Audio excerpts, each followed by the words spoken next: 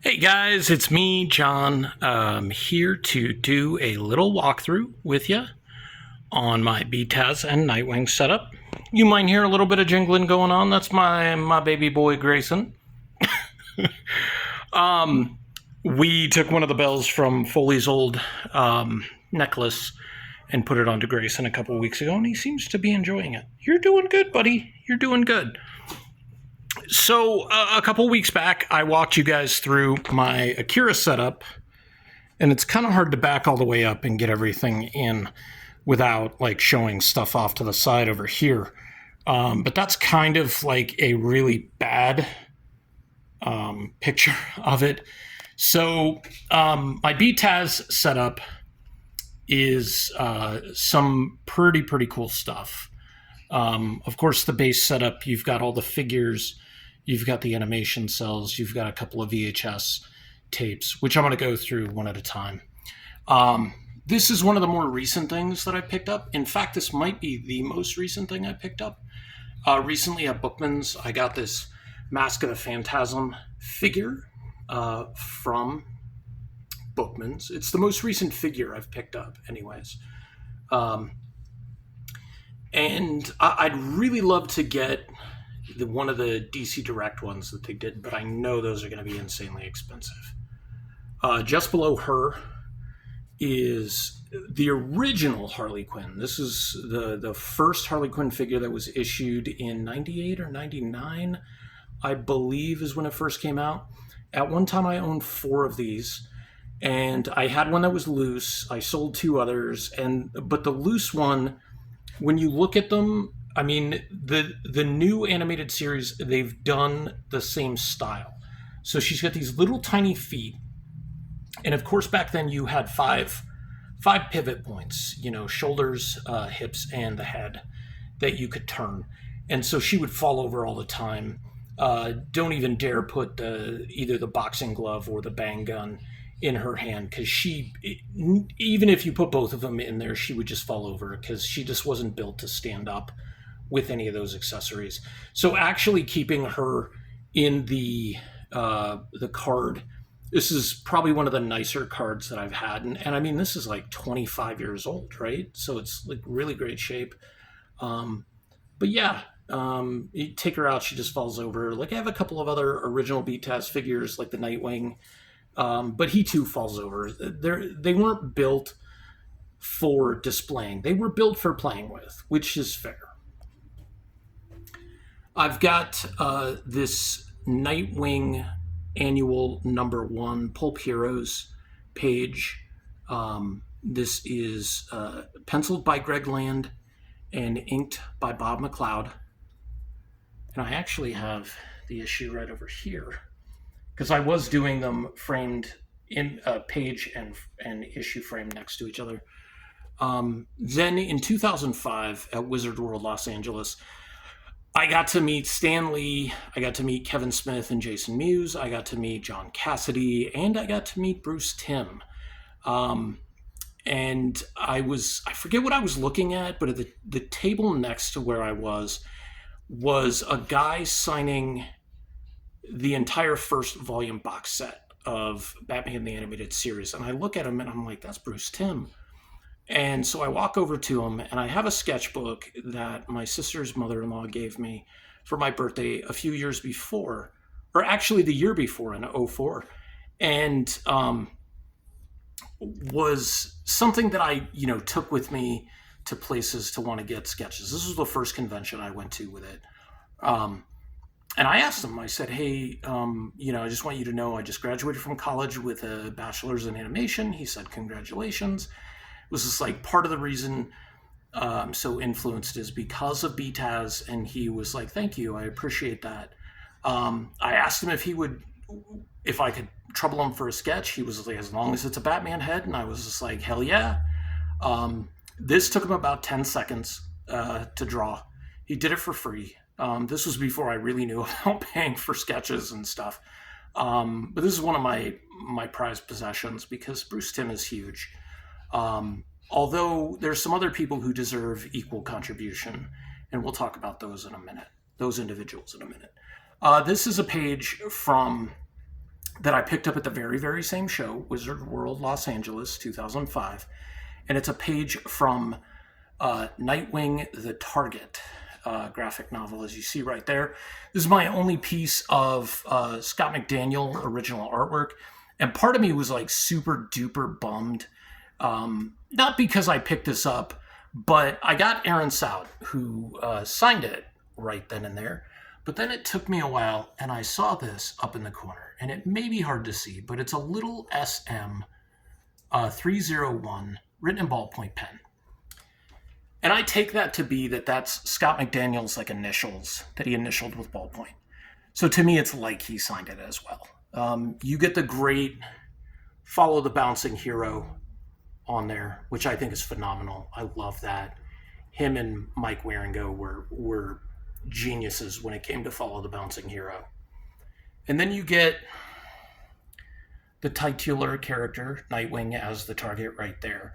But you get a lot of great action going up, and then you get kind of a close-up, although it's of the back of his head. Still great. All of this is hand-lettered, too. Like, this is amazing. That's the other thing about the annual page. Like, this all has, like, hand lettering and paste-ups on it. This is tremendous. Like, you don't see this anymore, right? I don't hand letter my stuff. It's all done digitally. But, like, these are books from, like, 20 years ago, right? Like, how are these being lettered by hand, but not us, right? Like, I don't get it. Anyways, you pull back, and you've got some of the animated figures. This Batman the Animated Series, Adventures of Batman and Robin VHS has, Dreams in Darkness and Beware the Grey Ghost. Beware the Grey Ghost is a great episode if you haven't watched it, and has Adam West voicing the Grey Ghost. I'm going to get into the cells in a minute, but these are some great BTAS figures by DC Direct and DC. I think it's DC Direct. These are all done based on the original. Like, that Harley Quinn is a great replica of that one. Little bit bigger, because this Harley, I think, is like a 4-inch, and these are all 6-inch scale, right? So Harley is still really small, comparatively, but this Robin is actually from the McFarlane BTAS line that recently came out that had the Condiment King Build-A-Figure pieces in it. He is to scale. Like, to McFarlane's credit, I'm not a fan of the current run of DC Universe figures because McFarlane's been doing them at 7-inch scale, which I think is 1/9 or 1/10 scale. They did the BTAS ones at 1/12 or 6-inch scale, which I'm really appreciative of. They did some cell shading on them that I'm not super enamored with, but the posability and play value of those is still really great. So you've got Catwoman. This is the first Catwoman with her cat Isis. You've got Zatanna, who appears in like one episode. She comes with a cane. The top hat is fixed to her head, which is kind of funny. And then you've got her little like playbill poster. You've got Robin, who comes with one of his hands comes with the grapnel hook gun, and he comes with his bolo line. You've got the newer Batman, New Adventures of Batman and Robin, redesigned Batman. You've got, this is actually from the second, so the New Adventures of Batman and Robin, Harley Quinn. She wasn't changed too much with the new designs. However, Mr. Freeze is one of the characters who was changed pretty heavily from Series 1 to Series 2. They made his face super angular, as you can see.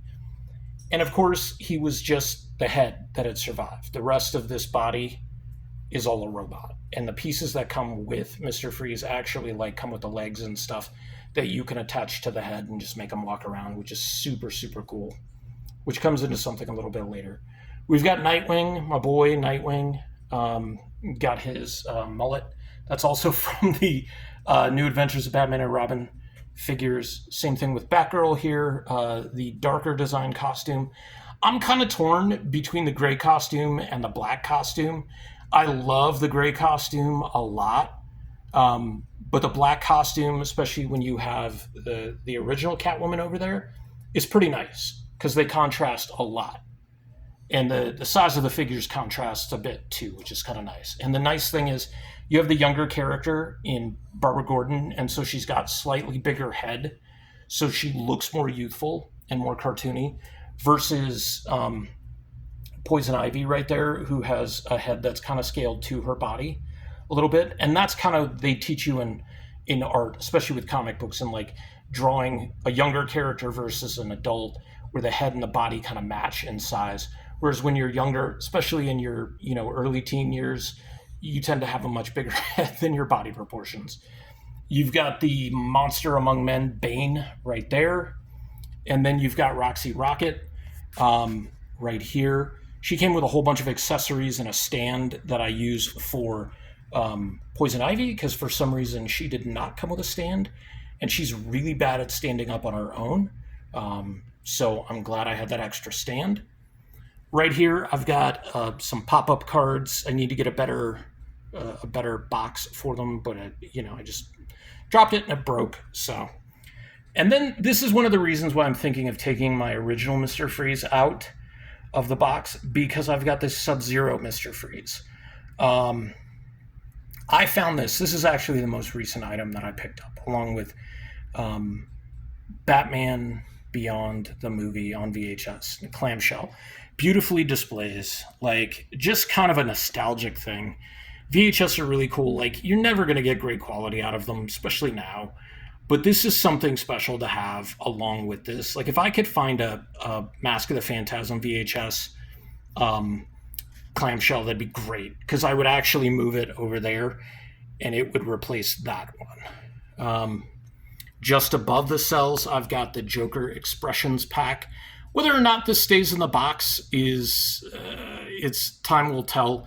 The box is kind of beat up, but he's got all these little expressions and hands, and just like, he's got 8 heads, 8 different expressions. You've got multiple hands. You've got 2 little grenades. You've got 2 little Joker guns. You've got the little pool toy. Joker himself comes with a trench coat, and then you can change out the trench coat so that he can just be wearing his regular purple suit. The only other thing that would have made this 100% complete is if they gave him a little Tommy gun. Sure, I can find one or get one 3D printed. That would work out just fine. This is going to be kind of a longer video as we go, but earlier this year, I picked up this animation cell and this cell drawing off of eBay from Charles Scott Gallery. Now, at the time, I didn't realize what episode this was from. But then, for Phoenix, I found out that Dan Reba was going to be at Phoenix Fan Fusion. And I checked out his IMDb, and he directed a number of episodes of both Batman the Animated Series and The New Adventures of Batman and Robin. He also did storyboards for a number of those episodes.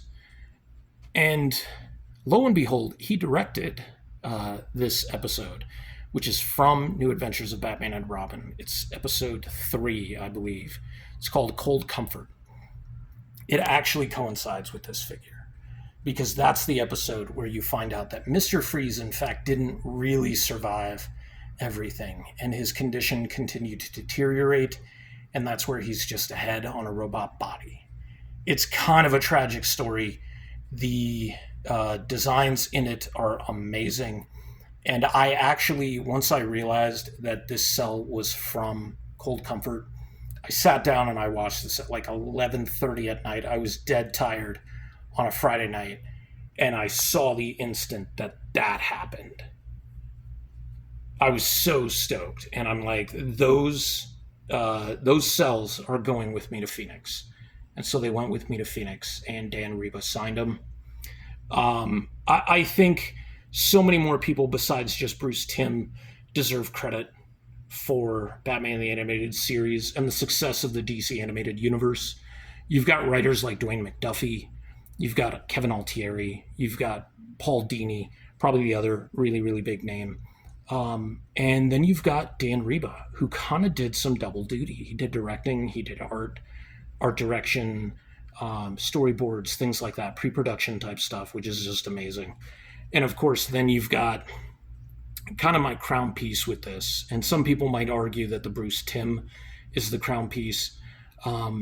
I would say that this is the crown piece because I wanted it to go specifically with the figure and the two cells. And he was just a gracious individual to talk to. And he since friended me on Facebook, which is totally cool.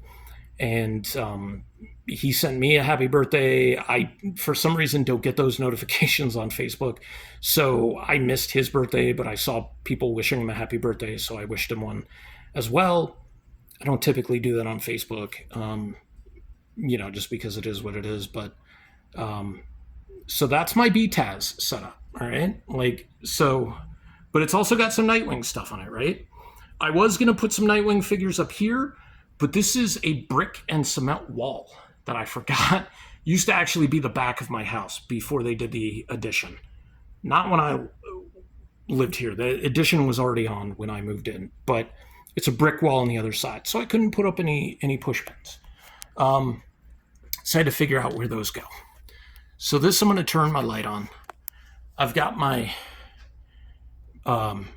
Batman or Dick Grayson Nightwing head sketch from Dexter Vines on the New Teen Titans facsimile blank cover that was also signed by Marv Wolfman.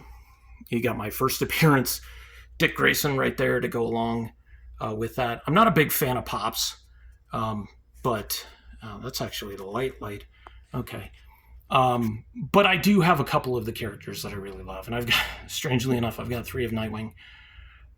This might be one of my crown jewels of my collection. Sure, it's only a 6.5. Sure, the issue's only about 40 years old. So why is it only a 6.5? Well, if you notice, it was a 7.0. But then at Phoenix, Marv Wolfman and Mike DiCarlo were going to be there.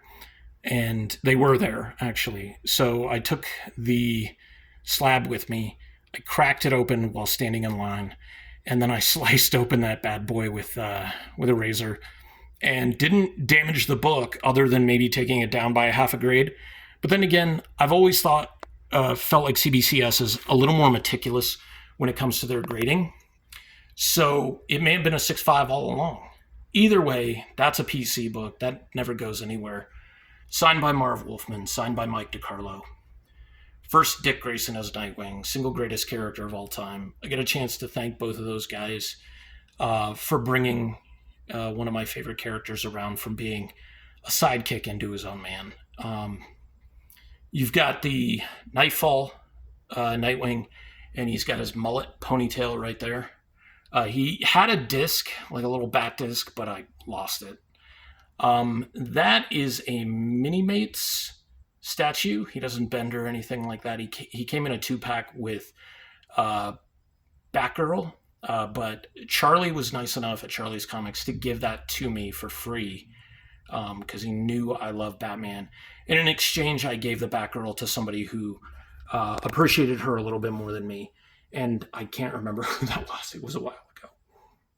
You got 2 more Nightwing pops. That's the original Nightwing pop. I never bothered to get the new 52 red one.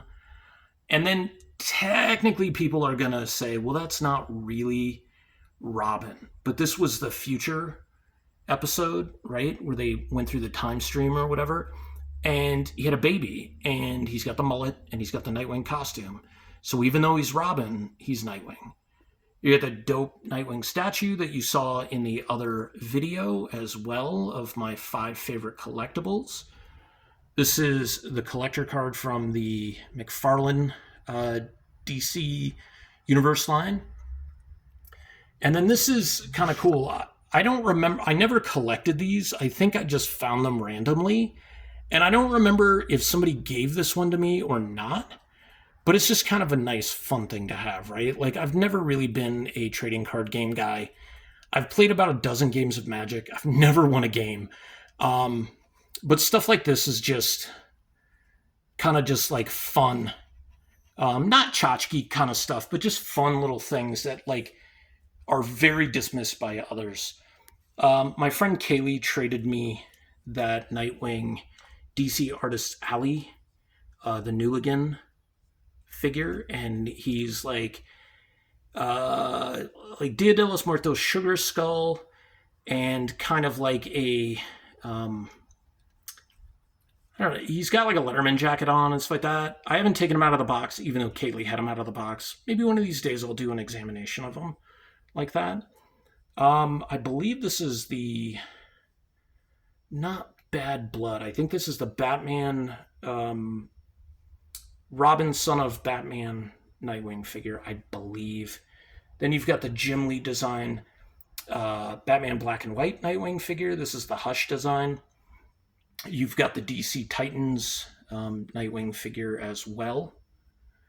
There's a pillow in the back made by my friend Fran, who does some really, really great stuff. I couldn't recommend her enough, except that she does not charge nearly enough for the work that she does. I mean, take a look at this thing. All those stitches are super even. Like, I know people with machines that don't get stitching that even. It's just beautifully done, and I wish I could put it in a more prominent spot. But it's kind of hard to put with all this other stuff.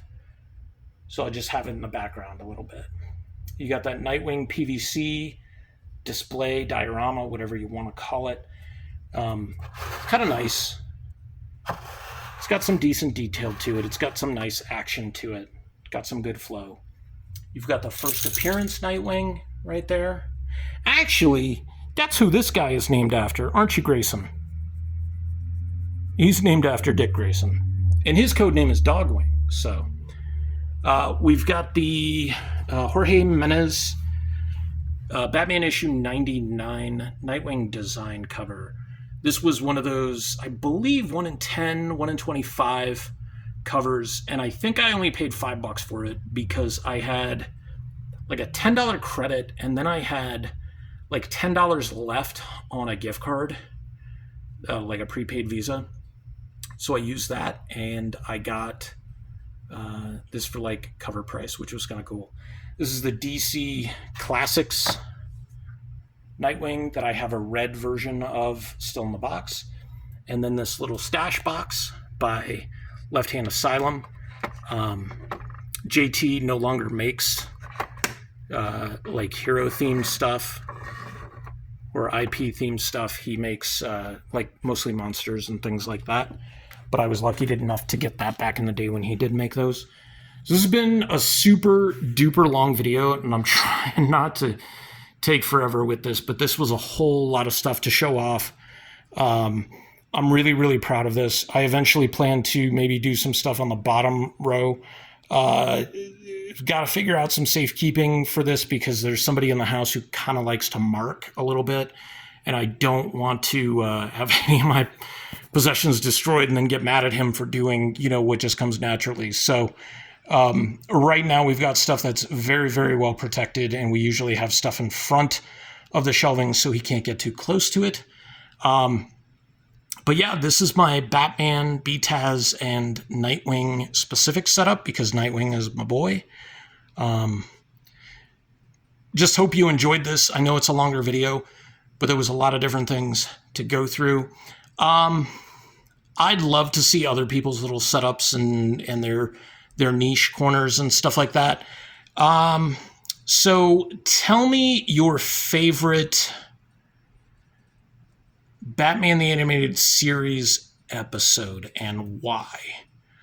I would have to say, at least at this moment, I'm going with Cold Comfort just because I've got those cells and because it's a story that's super tragic, right? Like, it's really sad. Like, Nora Freeze has woken up. She's recovered. She's, he never went to see her. He never went to do any of those things.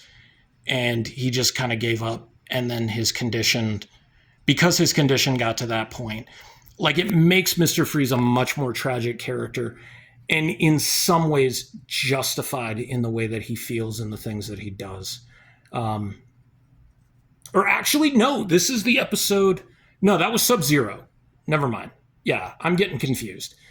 Sub-Zero is when he kidnaps everybody, kidnaps all the scientists, and kidnaps Batgirl to get her to donate an organ to Nora.